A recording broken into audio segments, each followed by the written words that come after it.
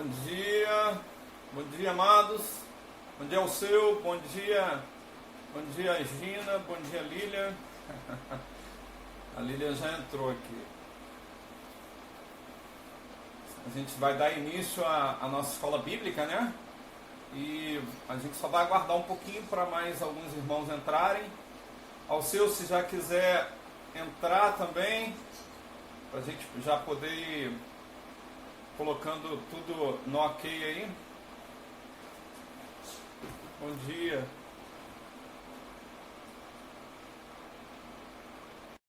Pesado aí, Elson.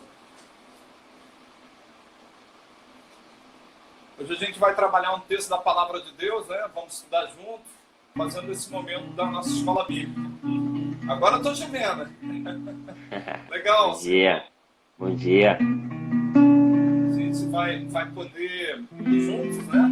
Fazer esse momento inicial, fazendo oração, fazendo louvor. Eu só não estou te ouvindo ainda, mas deixa eu colocar o fone de ouvido aqui para eu poder te ouvir. Agora você sim. está me ouvindo. Isso. Para você dia, a imagem Gina. tá legal, ou seu? Tá ótima. Tá Tá ótimo. ótimo. Para mim também aqui tá muito bom. Bom dia, Raimunda. Bom Bom dia, Lília. Pastor, vamos cantando enquanto isso ou tu vai ler a Bíblia? Como é que vai ser? Vamos, não. Vamos cantando e aí depois a gente faz uma oração na hora da palavra, né? Você Pode que ser. manda. Pode Você fazer. que manda. Bom, vamos lá. A gente só ficar de olho, são 9. A gente começou 9h30, não é isso? Isso. Então vamos cantar enquanto que os irmãos vão entrando aí. Amém. Kleber, gente. seja bem-vindo. Iraci. Iraci, É, a Irá. seja bem-vindo.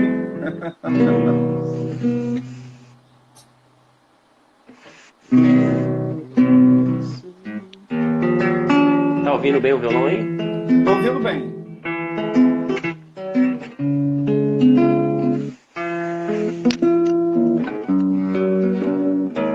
Ajuntamento. Vem sopra sobre teu sopro. Opa! Reunidos neste ajuntamento, e santifique este momento com a tua igreja que é o teu povo. Faz teu ninho de paz correr no meio destes que fervem bem desistir. E uma voz E a oferecer. uma voz oferecer seus louvores, súplicas e anseios. Tu és o Senhor de toda a glória, Glória a Deus. hoje, sempre, como foste outrora. No correr da história revelando seu No amor. correr da história, revelando seu amor. Deus bendito Rei e Salvador. Deus bendito, Rei Salvador. Deus bendito, Rei Salvador. Glória a Deus. Tu és o Senhor de toda a glória, hoje, sempre, como foste outrora. No correr da história, revelando seu amor. Deus bendito, Rei Salvador. Deus bendito, Rei Salvador. Deus bendito, Rei Salvador. Acho que a gente pode fazer uma oração e fazer mais um louvor, né, Alceu? Daqui, agora que os irmãos estão chegando, né? Tem que fazer uma oração. Hoje foi divulgado, né? O presidente pediu para que aqueles que creem em Deus façam um jejum. Confesso que só lembrei quando eu estava tomando café, mas eu acredito que a gente pode orar pedindo a Deus para que abençoe a nossa nação, abençoe nosso presidente. É digno para os cristãos orar pelas autoridades. Então, é necessário que a gente esteja orando. Então, eu convido aos irmãos para que juntos possamos fazer essa oração pela nossa nação. Nós faremos mais um louvor e aí, então, a gente vai passar para o estudo da palavra. Amém? Feche seus olhos. Deus, em nome de Jesus, nós somos gratos, Senhor. Gratos por tudo que o Senhor tem feito. Grato pela tua manifestação de graça, revelando a Jesus Cristo. Somos gratos pelo sacrifício na cruz, no nosso lugar. Somos gratos, Senhor, porque a tua palavra e a tua salvação nos foi dada por intermédio do sacrifício do teu Filho. Nós queremos apresentar diante de ti a nossa igreja, queremos apresentar diante de ti esse momento de estudo da palavra, mas queremos também apresentar diante de ti a nossa nação. Senhor, em nome de Jesus, hoje há uma convocação feita pelo presidente, pela autoridade máxima do nosso país, pedindo ao seu povo para que clame ao Senhor. Deus, nós cremos que é de ti que vem a resposta. Nós cremos que é de ti que vem o alívio para esse momento de dificuldade. Nós cremos que o Senhor é quem tem a cura.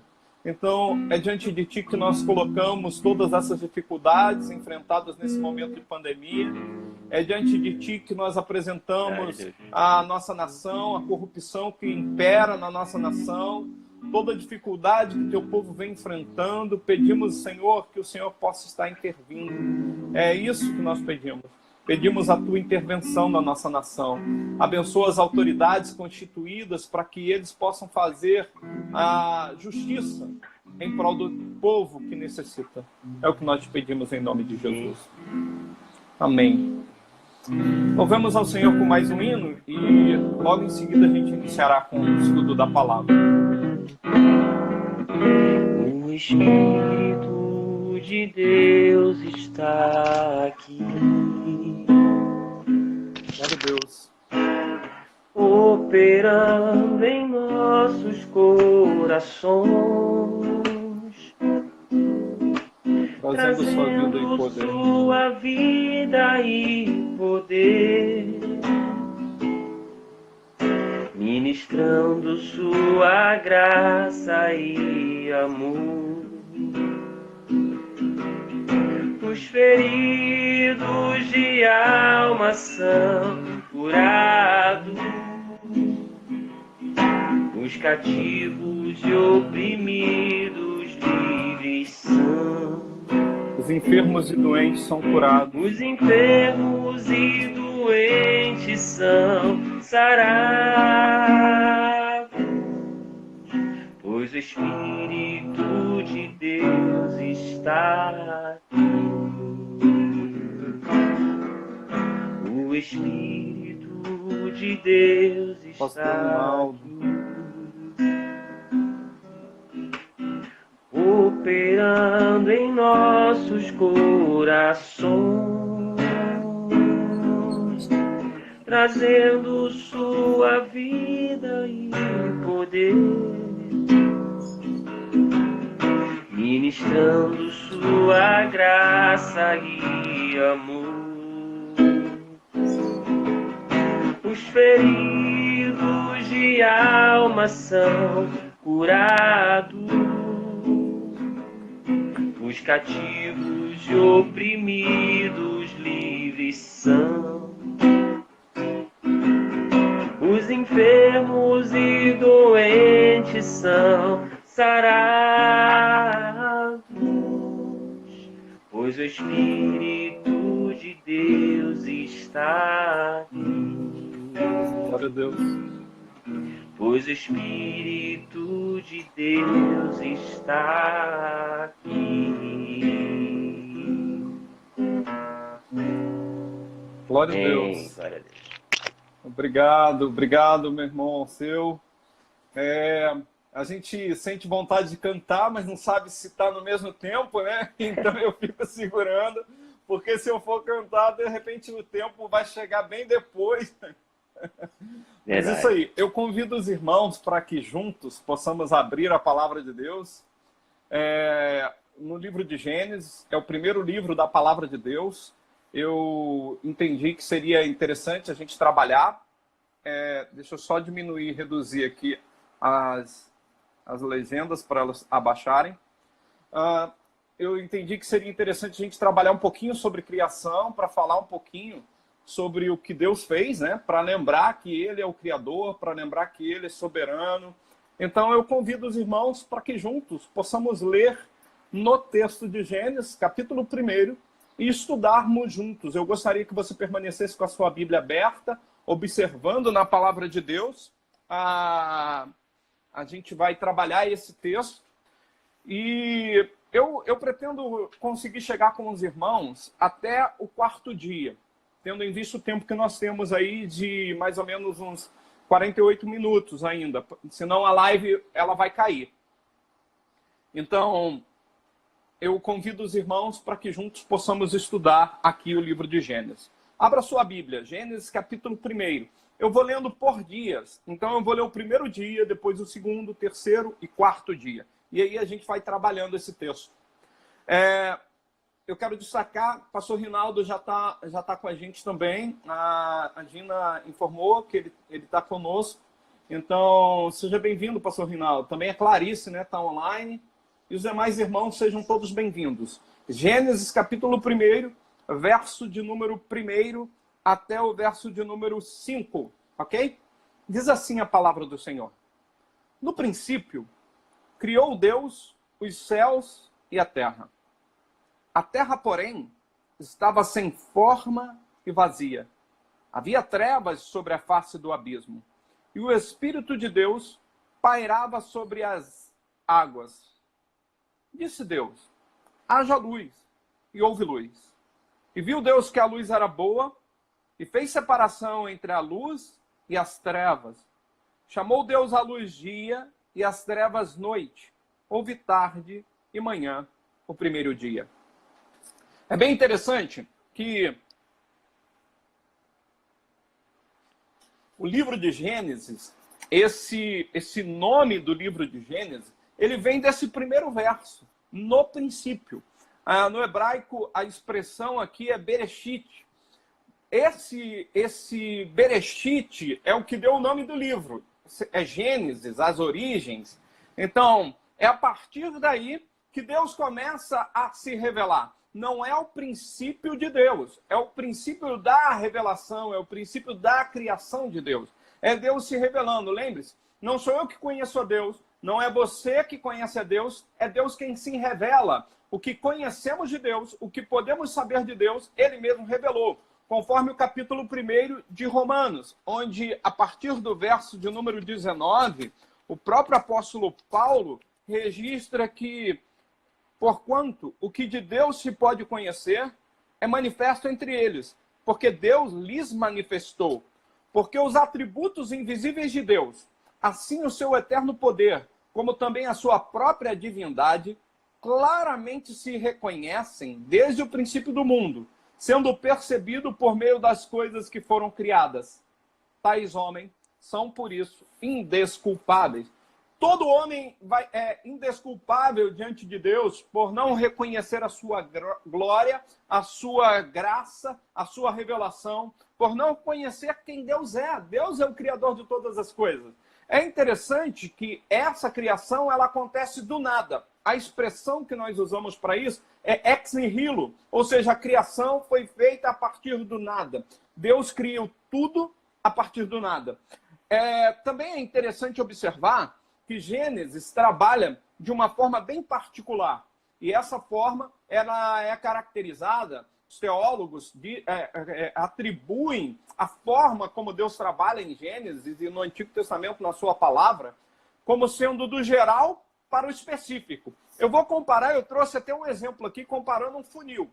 Imagine, tudo que entra aqui no funil, em cima seria o geral. E o que sai aqui embaixo, seria o específico. Então, Deus traz e depois ele apresenta o geral e depois ele trabalha especificamente cada detalhe, cada ponto. É claro que Deus, o Tratado de Gênesis não é uma cosmogonia, ou seja, não é uma cosmogenia, não é a tentativa de explicar a origem do cosmos. Não é isso. Deus não tem esse interesse de explicar detalhes como o cosmos foi criado. Até porque, se Deus assim fizesse, nenhum de nós entenderíamos. E tornaria-se maçante esse entendimento do Gênesis. Mas Deus coloca de forma clara, explica tudo que ele criou, a criação de todo mundo, em apenas um capítulo e um pouquinho do segundo capítulo. É porque no segundo capítulo ele já vai trabalhar a criação do homem, a questão da vida, então a vida humana.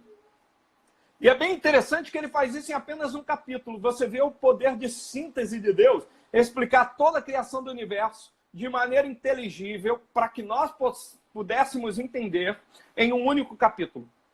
É algo assim fantástico. Mas muitos cristãos têm dúvidas com relação ao livro de Gênesis, principalmente porque acabam enamorados por algumas teorias. Eu repito para você, teoria. E vou explicar por que teoria. Nós temos aprendido nas escolas, os nossos filhos aprendem na escola, a teoria chamada evolucionismo. É ela quem tem explicado aos nossos filhos, e muitos de nós também bebemos nessa fonte, é ela que explica como se deu a origem do universo. Mas é interessante que se fala de origem do universo, se fala de que o universo foi criado. Mas essa é a resposta que eu consigo ter a partir do momento que eu leio esses versos. Nós lemos 5 versos falando do primeiro dia da criação. É a partir desse texto, há mais de 3.000 anos atrás, que Deus já dizia que o universo foi criado. A ciência só chega a essa consideração no século XX. Então, nós temos a ideia que nós temos da teoria do criacionismo, e aí eu falei que eu ia explicar por que teoria, é porque no mundo científico as coisas acontecem assim. O método, a maneira de se validar a ciência é através do método científico. O método científico ele parte da observação, análise, formulação de questionamento, levantamento de hipótese. Depois disso, vira um loop, ou seja, ele retorna a cada um desses passos em cada momento, isso vira um ciclo e vai até que se chegue a uma conclusão. Quando se chega a essa conclusão, quando se valida o experimento, então você tem uma lei, você consegue estabelecer uma lei. Mas isso não acontece no caso de criação, isso não acontece no caso da origem do universo. Por quê? Primeiro, você não tem o observador externo, você não tem ninguém observando como o universo foi criado. Não tinha ninguém lá testemunhando, nenhum cientista estava lá para que pudesse testemunhar da criação de Deus. Então é por isso que ela permanece sendo teoria. Teoria é um ponto de vista especulativo acerca de uma realidade. Então ele tenta explicar de forma organizada a criação aqui no caso, como nós estamos trabalhando criação, a criação. Mas deixa eu te dar o entendimento ainda. Em 1927, Lemaitre é um padre católico, é um astrônomo, ele é físico. É ele quem vai fazer a proposição do átomo primordial, o que ficou conhecido como a teoria do Big Bang. Ele diz que, trocando em miúdos, tentando resumir, para deixar para você bem claro, ele diz que toda a energia que constituiu o universo, ela estava concentrada em uma quente e densa esfera, constituída de hélio e hidrogênio. Em um determinado momento, houve uma explosão, e dessa explosão gerou todo o universo. Como Lemaitre descobriu isso? Como Lemaitre entendeu que isso acontecia? Bom, a Alemanha vinha pesquisando a respeito do átomo de hidrogênio, o poder do átomo de hidrogênio. Tanto é que Einstein foge da Alemanha, vai para os Estados Unidos e e desenvolve nos Estados Unidos, sabendo da proposta de, na época, agora, Hitler, sabendo do que Hitler faria com a bomba atômica, ele resolve fugir da Alemanha. Esses cientistas fogem da Alemanha e vão para os Estados Unidos. E lá desenvolvem a bomba atômica. Os Estados Unidos joga no dia 6 e no dia 8 de agosto uma bomba em Hiroshima e outra em Nagasaki. Você já sabe o que aconteceu. Mas é desse poder do átomo de hidrogênio que Lemaitre estava entendendo que havia possibilidade de haver a criação. É a partir dali que vem essa pressuposição. Mas olhe bem o texto. O texto diz que no princípio criou Deus os céus, geral, e a terra. Agora ele pega o específico. Ele toma a terra, ele traz a terra para trabalhar especificamente com ela. E ele diz, a terra, porém, estava sem forma e vazia. Por que a terra estava sem forma e vazia? Porque Deus ainda não havia criado, ainda não havia feito a separação, não havia feito a água, não havia feito a separação entre as águas, não havia feito as ervas verdes, não havia feito os animais, não havia feito o homem. Então a terra estava sem forma e vazia. Ela estava completamente inerte nesse momento, não tinha a forma que nós temos hoje. Havia trevas sobre a face do abismo e o Espírito de Deus pairava sobre as águas. O Espírito de Deus é quem está nesse momento gerando, criando, trabalhando a forma da terra. E é bem interessante que no verso 3 nós temos a expressão disse Deus, haja luz, e a luz veio a existir. Olha só, esse haja luz, a gente sabe que, por exemplo, uma explosão, ela acontece na maior parte, em grande probabilidade, com a incidência de um fenômeno luminoso, de incandescência. Então, o que eu quero dizer? O que eu quero dizer é que se houve uma criação a partir de uma explosão ou da expansão disso, ela acontece onde Deus revela que haja luz. Percebe? Para que um corpo entre em movimento, é necessário aplicar nele uma força. Então, para que um corpo entre em movimento, você precisa empregar nele uma força. E é bem interessante, se o átomo estava lá, e não em nenhum momento houve essa possibilidade da expansão ou da explosão, então, o que fez isso acontecer? O que fez isso acontecer foi Deus que deu a ordem, foi Deus quem fez com que acontecesse. A gente tem aqui um fenômeno chamado de fóton. Para que um elétron mude de camada, para que ele receba mais energia, então ele precisa do quê? Ele precisa receber ou perder energia, para que ele mude de camada. É o diagrama de Bohr.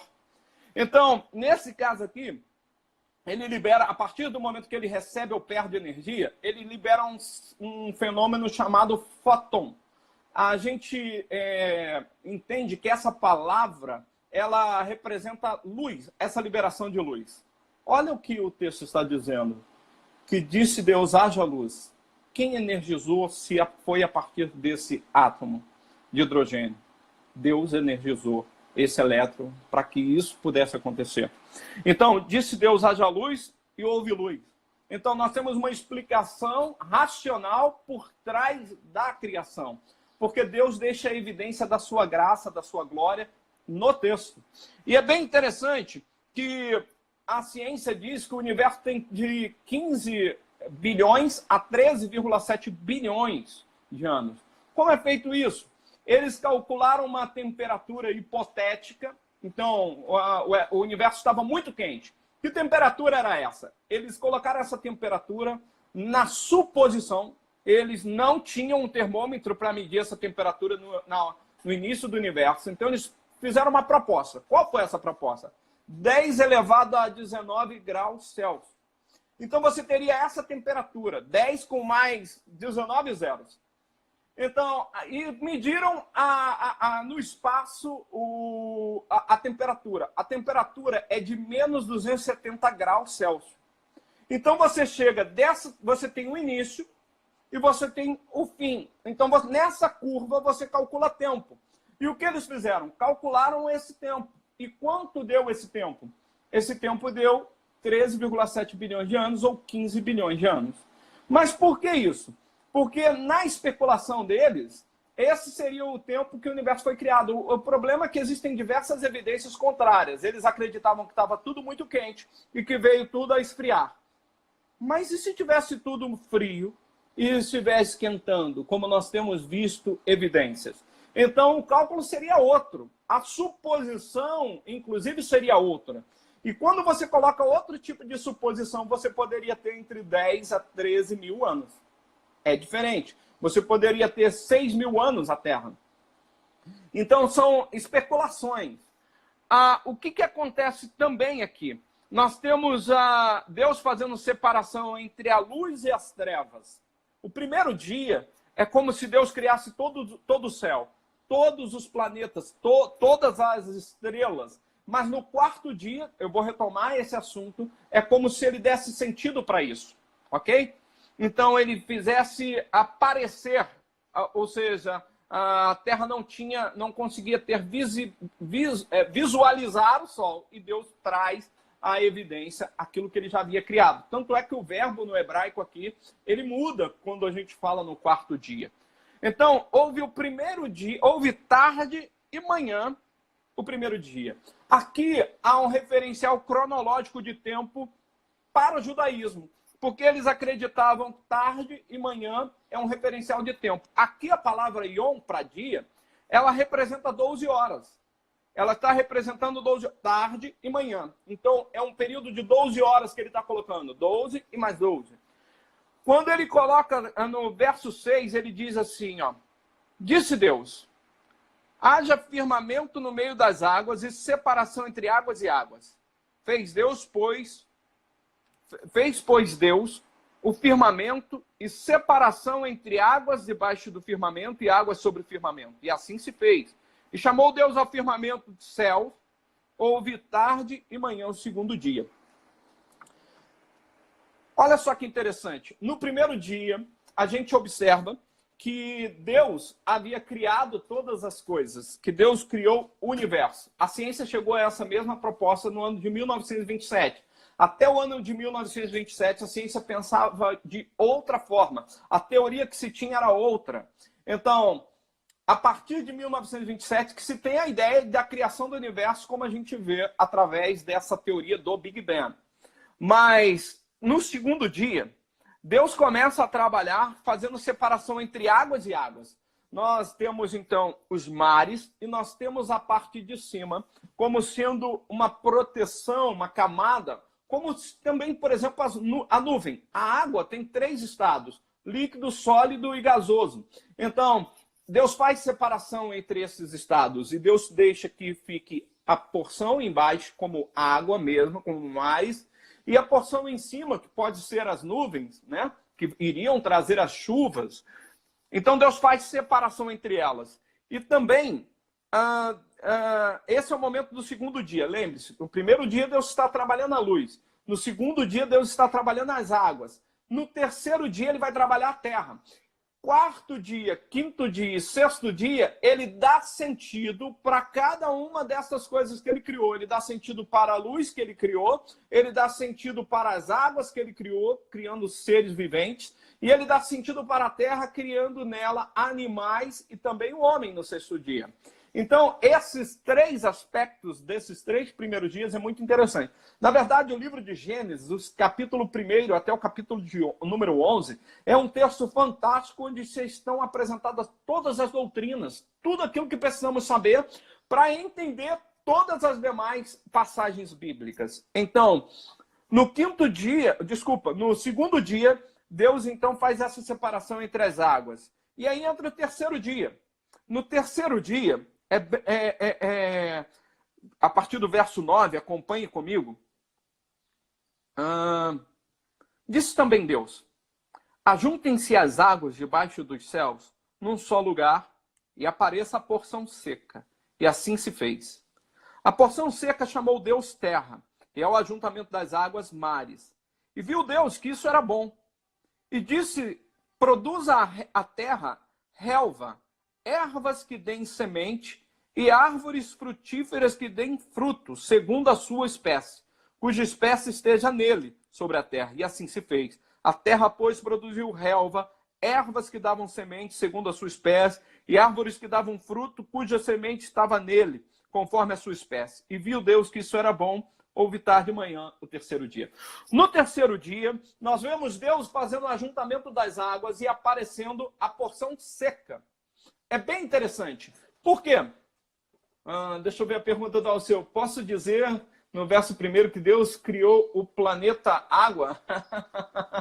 Nosso planeta, ele tem a maior porcentagem de água, pelo menos o que aparece, né, Alceu, para visível, né? Porque para baixo tem a crosta terrestre, tem... Mas, sim, também ele cria, se você entende assim, pode dizer que seja o planeta água, ok? Mas, olha só que interessante.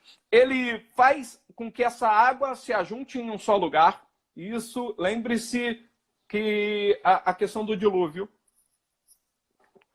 Porque depois Deus vai liberar essa água e ela vai invadir o continente, mas também Deus vai abrir as grandes fontes do abismo, as águas que estavam subterrâneas e também as comportas do céu. Lembra que Deus fez separação entre as águas? É essa água que estava acima, essa seja em nuvem, seja em uma proteção, uma camada que havia sobre a terra, que alguns cientistas dizem que havia uma camada espessa, e essa camada espessa, então, de vapor, é o que desce para ajudar também o dilúvio.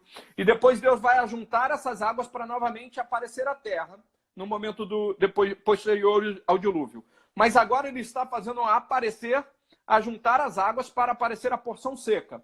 Na escola, nós aprendemos sobre a Pangeia, que era tudo um único continente, e depois houve a formação dos continentes, eles começaram a se desprender e formaram o que nós temos hoje como os continentes. Mas perceba, a Bíblia, o texto bíblico é tão interessante que ele não fala das porções secas, ele fala a porção seca. Então, Deus ajunta as águas e aparece a porção seca. Então, se a ciência está correta nessa questão de que havia uma Pangeia no início da criação da Terra, na Gênesis da Terra, então o texto bíblico também poderia dar base para isso. Por quê? Porque ele fala da porção seca e não das porções secas. E é bem interessante isso, porque lá no dilúvio você encontra a justificativa para essa formação dos continentes, onde essa Pangeia se dividiria. É extremamente interessante o capítulo de número 6 de Gênesis. Então ele diz também aqui que a terra produz a relva, ervas que deem semente, árvores frutíferas que deem fruto segundo a sua espécie. Ora, eu nunca vi macieira da caju. Por quê? Eu nunca vi bananeira da jaca. Por quê? Porque Deus determinou uma lei que seria conforme a sua espécie. Cada semente, cada fruto segundo a sua espécie. E isso é extremamente importante, porque Deus estabeleceu ordem, organizando o caos, né? E introduzindo uma ordem na criação. Então Deus faz segundo a sua espécie. Cada erva, cada fruto segundo a sua espécie. E isso é extremamente relevante. Também me veio algo à mente, mas já perdi aqui. Se eu relembrar, eu vou retomar com relação ao início lá da criação. Perdi novamente. A terra, então, começa a produzir de acordo com aquilo que Deus havia determinado, segundo cada fruto, segundo a sua própria espécie. E aí a gente chega agora no momento muito interessante aqui, que é o momento do quarto dia. Esse, para mim, é um dos dias mais interessantes, mais relevantes para a gente pensar e trabalhar um pouquinho. Inclusive, quem gosta de escatologia, a chave escatológica para interpretações escatológicas está aqui.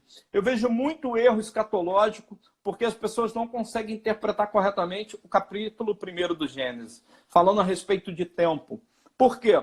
Porque o tempo define tudo na escatologia. Por exemplo, o local onde a questão, onde as pessoas precisam estabelecer um local para colocar os mortos. Bom, lembre-se que quando a pessoa morre, ela sai do corpo físico e entra no mundo espiritual. O que nos prende a esse mundo é o corpo físico. Depois disso, entramos no mundo espiritual. As pessoas querem colocar esse corpo físico em um lugar para aguardar a redenção ou para aguardar o momento do juízo, da justiça de Deus. E esse é um grande problema escatológico. Por quê? Porque as pessoas não pensam de acordo com o que o texto está dizendo aqui. Eu quero ler com você, então, o verso de número 14, para que a gente possa refletir. Preste atenção. Disse também Deus: haja luzeiros no firmamento dos céus para fazerem separação entre dia e noite. E sejam eles para sinais. Preste bem atenção. Eu vou retomar aqui a leitura. Disse também Deus: haja luzeiros no firmamento dos céus para fazerem separação entre o dia e a noite. Ele havia feito isso lá no primeiro dia também. Ele retoma essa fala. E sejam eles para sinais, dias e noites, estações, outono, verão, inverno e primavera. Dias, 24 horas, tarde, manhã, tarde e noite, dias. E anos, 365 dias. E sejam para luzeiros no firmamento dos céus, para alumiar a terra. E assim se fez. Fez Deus os dois grandes luzeiros, o maior para governar o dia e o menor para governar a noite. O maior para governar o dia, o sol, o menor para governar a noite, a lua. E fez também as estrelas, e os colocou no firmamento dos céus, para alumiarem a terra, para governarem o dia e a noite, e fazerem separação entre luz e trevas. E vi Deus que isso era bom. Houve tarde e manhã, o quarto dia. Aí você pergunta assim: Valone, mas o que está acontecendo? Porque se no primeiro dia Deus havia criado a luz, e agora no quarto dia ele cria novamente a luz, como é que é isso? Ele criou ou não criou a luz? Bom, aí é uma questão bem interessante. Porque essa luz no hebraico, ela pode ser usada, inclusive, como referência para o próprio Deus. Né? Jesus é a nossa luz, mas também alguns estudiosos dizem que no primeiro dia Deus cria essa luz, mas só no quarto dia é que ele deixa ela visível, para que a terra pudesse contemplar. Ou seja, como se houvesse alguma coisa que impedia que esta luz do sol iluminasse a terra, trouxesse essa luz para a terra. Então, ele só, no quarto dia, ele traz à evidência aquilo que ele já havia criado no primeiro dia. Até porque o livro de Gênesis, no capítulo 1, ele diz: no princípio criou Deus os céus, todo o universo, e a terra. Então, a gente tem aqui essa expressão como se ele trouxesse a evidência. Falei com você, primeiro dia ele criou a luz, segundo dia as águas, terceiro dia a terra. No quarto dia ele retoma a luz e agora vai dar sentido para ela, vai dar uma evidência. É bem interessante que as empresas que trabalham com qualidade, que a gente chama de ISO 9000, elas precisam, nesse processo, revalidar essas propostas, para que haja conferência, para que haja propósito, para que haja maior eficiência. É isso que Deus está fazendo. É como se a criação tivesse um selo de qualidade. Deus retoma, dá sentido, faz propósito e ele vem estabelecendo essas coisas. É muito rico o texto. Eu não sei se os irmãos perceberam, nós estamos trabalhando aqui com pequenos detalhes, eu não estou aprofundando muito, porque justamente o nosso tempo não dá e também a gente teria que delongar muito em outras coisas. Então, eu retomo o texto de maneira um pouco mais menos trabalhada, para que a gente possa olhar com alguns detalhes, mas não com todos os detalhes. Até porque eu não teria todo esse conhecimento, essa sabedoria para fazê-lo. Né? Com certeza tem pessoas muito mais habilitadas, mais capacitadas. Agora, o texto, ele diz o seguinte, que Deus cria os dois grandes luminares. E para que Deus criou eles? Para que eles servissem como sinais para nós. E quais são esses sinais? Essas evidências que Deus nos dá? O tempo. O tempo só é criado no quarto dia.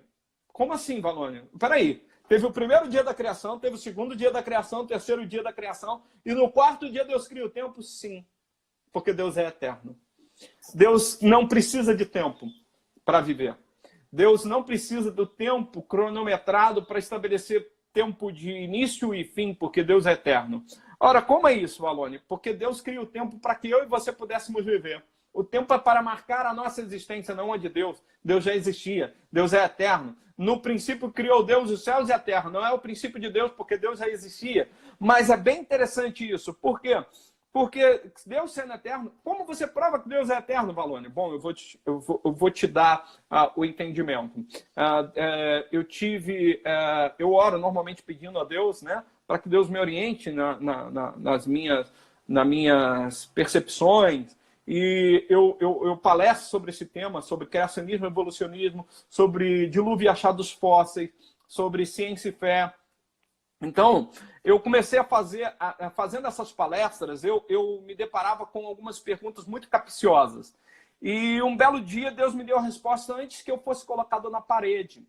Isso mesmo. Tem o tempo Cronos, mas tem também, antes do tempo, o tempo Cronos é esse tempo que Deus cria com 24 horas, tá? Mas tem um tempo anterior a esse tempo Cronos. Eu perdi a palavra no grego agora. Então, o que acontece? Eu enfatizei o que a Rosângela colocou aqui no comentário, né? Então, você tem aqui, por exemplo, imagine uma formiguinha se deslocando daqui do recanto até o plano piloto. Você, se fizesse essa rota a pé, gastaria o quê? 1h30, 2 horas? E essa formiguinha, quanto tempo ela levaria? 1 ano? 10 anos? Isso, Rosângela, obrigado. Kairos, me veio na mente, mas eu não coloquei. Obrigado. Então, perceba. Agora imagine, a distância daqui da Terra, né, ao Sol é 150 milhões de quilômetros. Então, eu e você não teríamos vida útil para isso. Então, quanto tempo levaria se nós pudéssemos fazer? Né, muitos e muitos e muitos anos. Mas imagina, nós estamos fazendo uma referência de uma estrela da nossa galáxia, a Via Láctea. Mas você imagina quantas galáxias existem? Então, imagina agora um Deus que olha todo o universo com um só olhar, ele só pode ser eterno, porque não tem tempo para contar. Não tem tempo para cronometrar essa distância. Então, Deus só pode ser eterno. Isso é um referencial de tempo que eu estou dando para que você possa entender. Mas lembre-se que Deus é eterno, Deus não está restrito ao tempo. O tempo foi dado para que eu e você pudéssemos viver. Então, Deus está criando no quarto dia esses dois referenciais, a Lua, o Sol e a Lua. Lembre-se, o Sol e a Lua foram colocados milimetricamente para que pudesse existir vida na Terra. O Sol está a 150 milhões de quilômetros da Terra. Se ele estivesse um pouquinho mais próximo, nós morreríamos queimados. Se ele estivesse um pouquinho mais distante, nós morreríamos congelados. Deus, precisamente, milimetricamente, estabeleceu a distância para que nós pudéssemos viver aqui na Terra. Também a Lua. A Lua está distante da Terra a 380 mil quilômetros. Então, você imagine agora, se a Lua estivesse um pouquinho mais próxima da Terra, nós teríamos marés tão grandes que cobririam todos os continentes. Se a Lua estivesse um pouquinho mais afastada, nós também teríamos o mesmo efeito. Até porque, se você entende que a Lua tem influência sobre as marés, você pode olhar o calendário de pesca. As pessoas projetam o calendário de pesca a partir do ciclo lunar. Então, das fases da Lua. É por isso que a Lua tem influência sobre as marés. Isso é certo. Agora, o que Deus se refere com essa questão do tempo quando ele diz que para que eles servissem de sinais, estações, dias e anos? Bom, olha, aqui está a Terra. Desculpa, aqui está o Sol. A Terra gira em torno do Sol. Ok? Então, como é que Deus fez? A incidência da luz solar sobre esta face da Terra, a incidência da luz solar sobre essa face da Terra, faz com que aqui seja dia, e aqui seja noite. Ok. Então, esse é o primeiro sinal. Os dois luminares serviriam de referencial para tempo, para que eu e você pudéssemos viver. Então, a incidência do Sol sobre esta face da Terra traz dia e nesta face traz noite. A Terra gira em torno do seu próprio eixo. Nós conhecemos isso como movimento de rotação. Mas o movimento de rotação, ele traz também, ele tem um tempo determinado em que ele acontece, 24 horas. Ele traz a incidência da luz solar sobre esta face e sobre a Terra. Então, essa rotação faz com que nós tenhamos dia e noite nos continentes. Agora, esse é o sinal e o referencial da contagem do tempo é o referencial de 24 horas. Então, é o movimento que a Terra faz em torno de si mesmo, tendo como referencial a luz, a incidência do Sol. Então, a formação de dias. Ele fala também a formação dos anos. Como é que é feita a formação dos anos? Você tem o Sol, aqui o Sol, e você tem a Terra girando em torno do Sol. É um movimento de translação. Esse movimento de translação ele leva 365 dias para acontecer.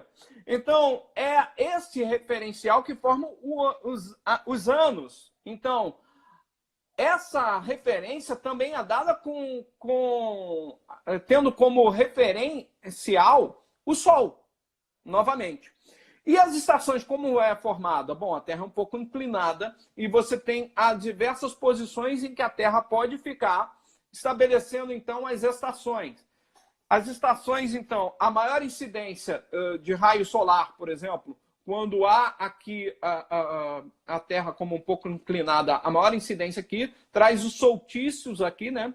A incidência do Sol faz com que esse continente seja verão, esse mais afastado seja inverno. A Terra está girando, mas o continente está um pouquinho mais próximo. E nesse caso nós teríamos o quê? Verão, inverno. E assim as demais posições formariam a estação. Perceba, esse referencial de tempo estabelecido por Deus é que nos dá o referencial de tempo, dias, anos, estações, esses sinais. E esses sinais foi Deus quem estabeleceu. Então é por isso que no quarto dia Deus criou o tempo. Então, mas por que isso, Valone? Lembre-se que em 1 de Pedro tem um referencial bem interessante. Um dia para Deus é como 1000 anos e 1000 anos como um dia. Ah, entendi, Valone. Então, beleza. Se eu tenho o quarto dia, eu tenho o primeiro dia 1000, o segundo dia 2000, o terceiro dia 3000, no quarto dia 4000. Então, quer dizer que até o quarto dia teve 4000 anos? Não é isso que eu estou dizendo. O que eu estou dizendo é que a palavra Yom no hebraico, ela representa dias de criação. Então, quanto pode ter um dia de criação? Pode ter 24 horas? Pode. Ela pode ter 1000 anos? Pode. Ela pode ter milhares de anos? Pode. Por quê? Porque são dias de criação. O tempo que nós conhecemos como referencial só foi criado no quarto dia. E é bem interessante isso. Por quê?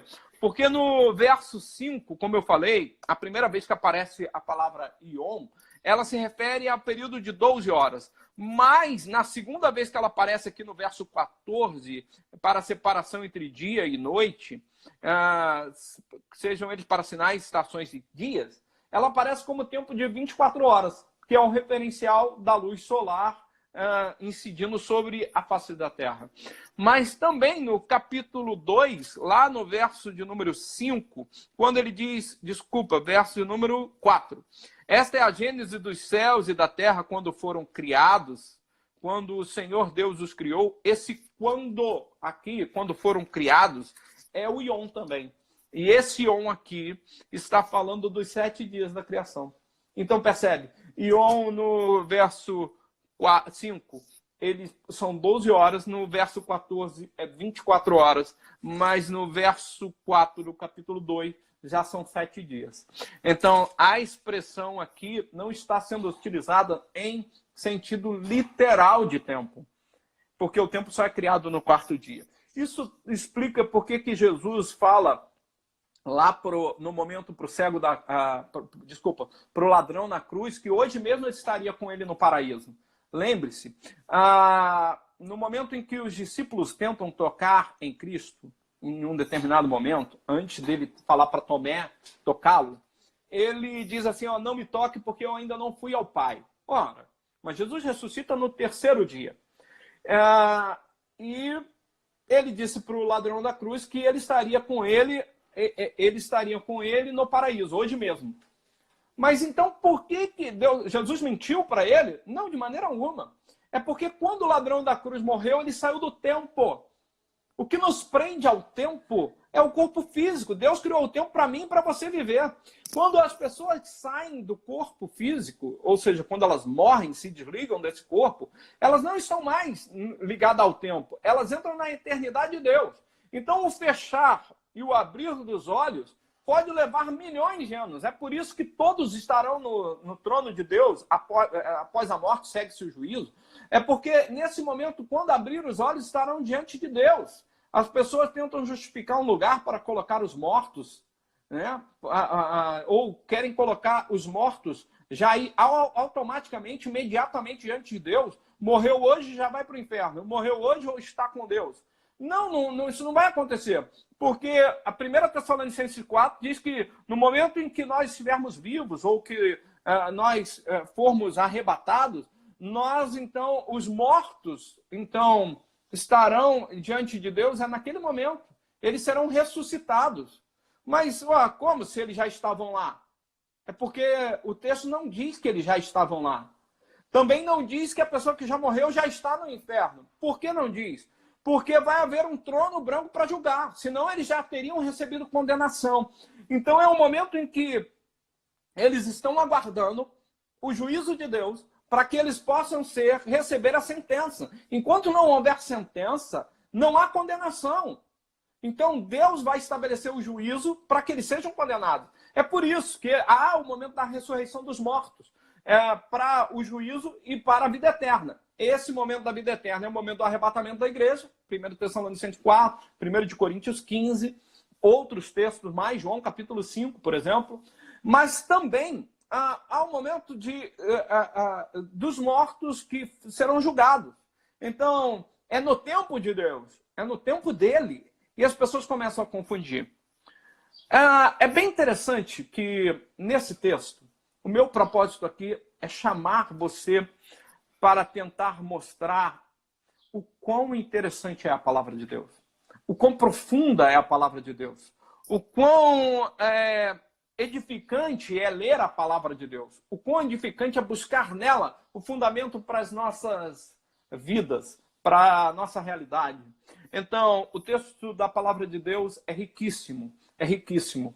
Quanto mais você estuda, quanto mais você busca, quanto mais você procura, você encontra evidências de Deus. Lembre-se, pode existir comunidades sem dinheiro, sem uma regra social para que eles possam viver, mas você nunca vai encontrar um povo sem Deus. Sabe por quê? Porque o caminho de Deus havia se perdido lá no Éden. Então Deus separou o homem para que ele não pudesse tomar da árvore da vida.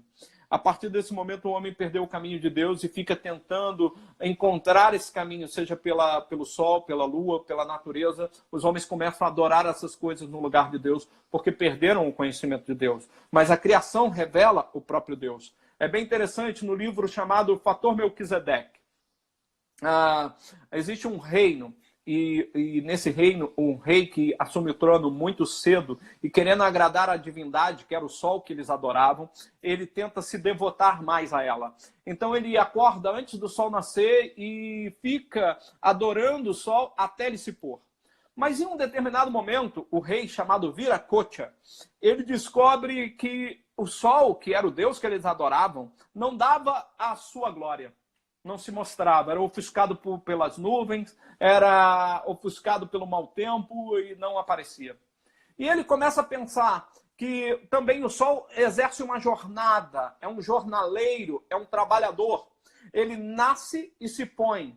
Então ele começa a entender que o sol não poderia ser Deus. E ele começa a adorar o Deus que fez o sol, o céu, a terra e as estrelas. Porque Deus se revela também a partir da sua criação. É por isso que Romanos diz que os homens são indesculpáveis.